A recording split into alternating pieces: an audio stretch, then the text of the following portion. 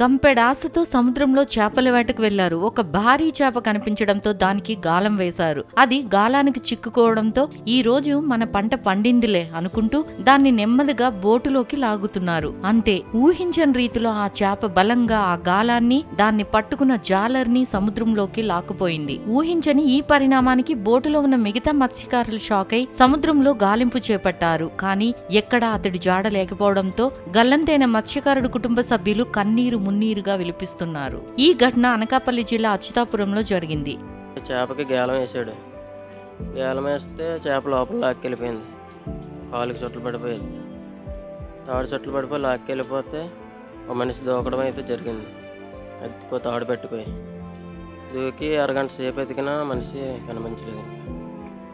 అచ్యుతాపురం మండలం పూడిమడుకు చెందిన కొర్లయ్య, ఎల్లాజీ, అప్పలరాజు, ఎర్రయ్యలు సముద్రంలో వేటకు వెళ్లారు. వేట ముగించుకుని బుధవారం తెల్లవారుజామున తిరిగి వస్తుండగా వారికి ఒక భారీ కొమ్ముకోనం చేప కనిపించింది. దాంతో ఎర్రయ్య గాలం వేశాడు. గాలానికి చిక్కిన చేపలు బోటులోకి లాగుతుండగా చేప బలంగా వెనక్కి లాగడంతో గాలంతో సహా ఎర్రయ్య సముద్రంలో పడిపోయాడు. ఆ గాలం అతడి చేతికి చుట్టుకుందేమో గాని ఆ చేపతో పాటు అతడు సముద్రంలో గల్లంతయ్యాడు. అతడి కోసం ఆ ప్రాంతమంతా గాలించిన తోటి మత్స్యకారులు అతడి ఆచూకీ దొరకపోవడంతో నిరాశతో వెనుదిరిగారు. కాగా ఈ ఘటనతో ఎర్రయ్య కుటుంబ సభ్యులు కన్నీరు మున్నీరుగా విలిపిస్తున్నారు.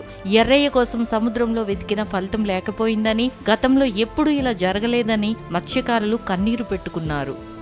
ఒక చేప పైకి లాగే తరుణంలో చేపకి గాలం వేసేటప్పుడు చేప బలంగా ఉండడం వల్ల చేప సముద్రంలోకి ఆ మత్స్యకారు యువకుడిని సముద్రంలోకి లాగింది. లాగడం వల్ల ఏంటంటే 200 కేజీలు చేప సుమారుగా ఉండడం వల్ల చేప లోనికి లాగి తీసుకెళ్ళిపోయింది. దీని ద్వారా మత్స్యకారుడు గల్లంత అయ్యాడు. స్థానికులు మాతో ఎప్పుడు కూడా సరదాగా ఉండేవాడు.